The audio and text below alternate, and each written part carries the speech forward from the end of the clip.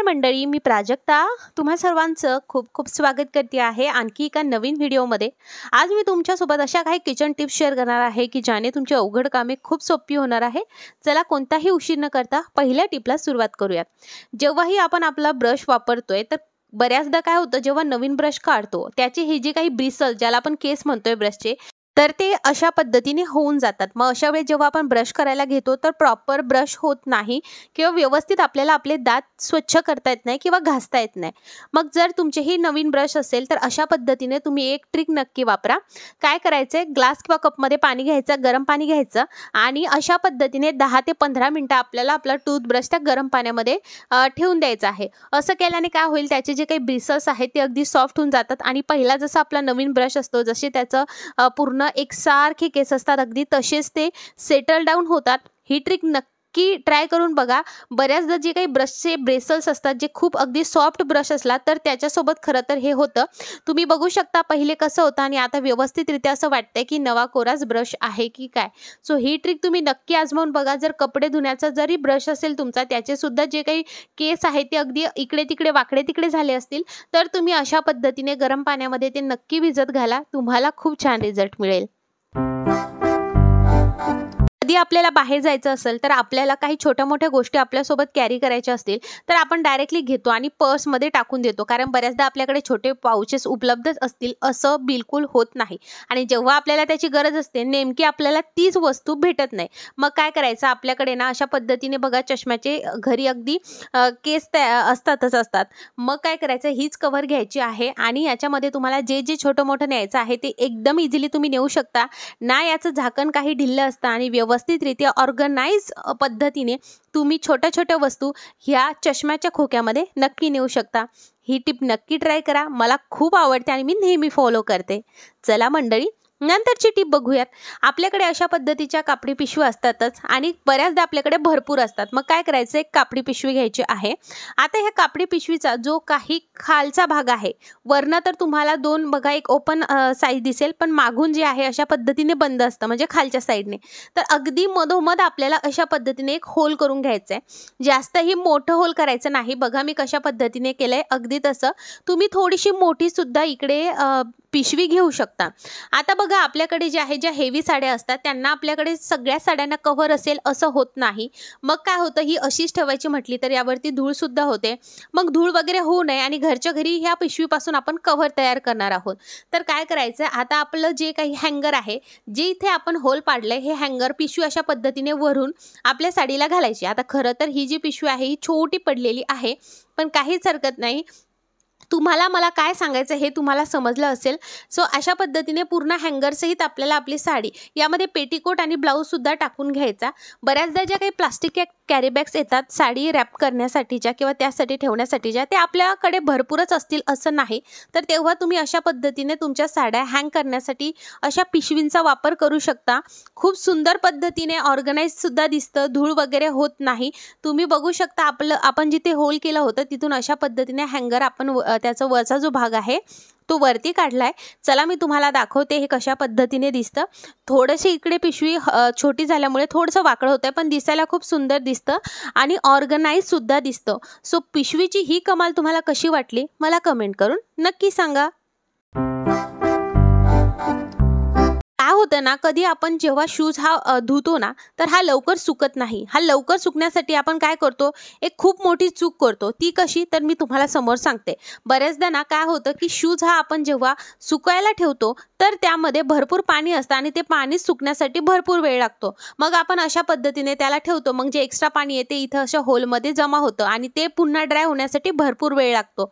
मग तुम्ही फक्त कॅरी बॅगचा वापर करू शकता। जेव्हाही तुम्ही शूज धुता त्यानंतर तुम्हाला कॅरी बॅग घ्यायची, थोडी मोठी घेतली तरी चालेल, छोटी घेऊ नका। नंतर बघा 2 चिमटे घ्यायचे आहेत, त्याला अशा पद्धतीने लावून घ्यायचे। बघा खालची जी साईड आहे ती आपण वरती केली, चिमट्याने सिक्युअर केली आणि आता बघा मी जो काही शूज आहे तो कशा पद्धतीने यामध्ये टांगत आहे। जेव्हाही तुम्ही शूज धुता तेव्हा अशा पद्धतीने जो काही शूज आहे तो यामध्ये अडकवा, एक्स्ट्रा पाणी बरोबर खाली पडतं आणि खूप लवकर शूज यामुळे जो आहे तो सुकतो। ही ट्रिक जबरदस्त आहे, करून बघा। आजपर्यंत तुम्हाला ही ट्रिक कोणीच शेअर केली नसेल आणि तुम्ही कधी बघितलीही नसेल आणि अशा पद्धतीने शूज धुतल्यानंतर अशा पद्धतीने सुकवायला ठेवा, खूप लवकर ड्राय होईल। चला नंतरची टीप बघूया. इकडे मी काय केलेलं आहे, स्प्रे बॉटल घेतली आहे आणि त्यामध्ये मी घातलं आहे अर्ध पाणी घेतलंय, म्हणजे पाणीचं प्रमाण तुम्ही कमी जास्त करू शकता. हा उपाय आपण कशासाठी बघतोय हे मी तुम्हाला समोर सांगते. त्यानंतर यामध्ये टाकायचा आहे निरमा. जो निरमा तुम्ही वापरता तो टाका. जे काही लिक्विड डिटर्जंट आहे ते नाही घ्यायचं आपल्याला. वॉशिंग पावडर जे आपण वापरतो ना त्याचा वापर करायचा. अर्धा चमचा इकडे निरमा घातलाय आणि आपल्याला इकडे टाकायचं आहे लिक्विड डेटॉल. तर ते घालते आहे मी अगदी थोडंसं. आता हे आपलं सोल्युशन किंवा आपला हा जो स्प्रे आहे हा तयार झालेला आहे. आता बघा आपण हा स्प्रे कशासाठी बनवला, तर एकतर तुम्ही याचा वापर क्लिनिंगसाठी सुद्धा करू शकता. काहीही तुमच्या घरातील फर्निचर असेल ते साफ करण्यासाठी याचा वापर करू शकता. स्पेशली आपण हा जो स्प्रे आहे हा घरामध्ये जे फर्निचर असतं आपलं लाकडी, त्याला जर वाळवी लागली असेल, बुरशी लागली असेल, ती साफ करण्यासाठी आपण ह्या स्प्रेचा वापर करणार आहोत. सो तुम्ही तुमच्या घरातील फर्निचरला वाळवी लागलेलं असेल तर या सोल्युशनने नक्की पुसा. चला नंतरची टीप बघूयात. मी इकडे घेतलेला आहे एक मोठा चमचा बेकिंग सोडा. बेकिंग पावडर घ्यायचं नाही, बेकिंग सोड्याचाच आपल्याला इकडे वापर करायचा आहे. बेकिंग सोडा नसेल तर तुम्ही इनोचा वापर केला तरीही चालेल. जेवढं बेकिंग सोडा घेतला आहे त्याच्या दुप्पट आपल्याला घ्यायचं आहे बोरिक पावडर. जे बोरिक पावडर बघा आपण धान्य साठवण्यासाठी वापरतो ना, तेच बोरिक पावडर मी इकडे घेतलेलं आहे. बस ही पावडर तुम्ही मिक्स करायची आहे आणि ही पावडर कोणत्याही हवाबंद डब्यामध्ये तुम्ही ठेवू शकता. आता ह्या पावडरचा वापर आपण कशासाठी करतोय, जर तुमच्या घरामध्ये फार झुरळ झाले असतील किंवा मग अशा ठिकाणी की जिथे आपण रोज झाडू शकत नाही पण तिथे कचरा वगैरे असेल तर मग झुरळ वगैरे होतील, तर ते झुरळ तिथपर्यंत नको यायला, तर त्यासाठी तुम्ही ही पावडर अशी तुमच्या घरामध्ये कानाकोपऱ्यामध्ये नक्की स्प्रेड करून ठेवा. असं केल्याने झुरळ बिलकुल होत नाही आणि स्पेशली रोज जिथे आपला हात पुरत नाही तिथे जर तुम्ही ही पावडर टाकून ठेवली तर खूप उत्तम रिझल्ट येतो. चला नंतरची टीप बघूया.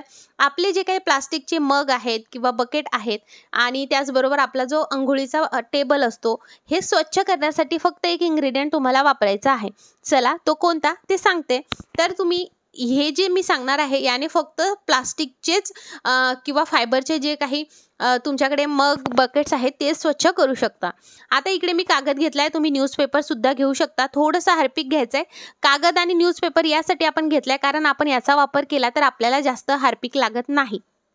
आणि बघा आपल्याला ह्या कागदाच्या साह्याने याला पूर्ण लावायचा. आता कागद आपण दोन काम करतोय, हार्पिक सुद्धा कमी लागते आणि दुसरं आपण हार्पिकचा वापर करतोय त्यामुळे हातामध्ये ग्लोव्ज वगैरे घातले नाही, सो हाताला सुद्धा हार्पिक लागणार नाही, म्हणून आपण इकडे कागदचा वापर केला आहे. तुम्ही न्यूजपेपर सुद्धा करू शकता. 2 मिनटं आपल्याला तसंच ठेवायचं आणि नंतर घासून घ्यायचं आहे.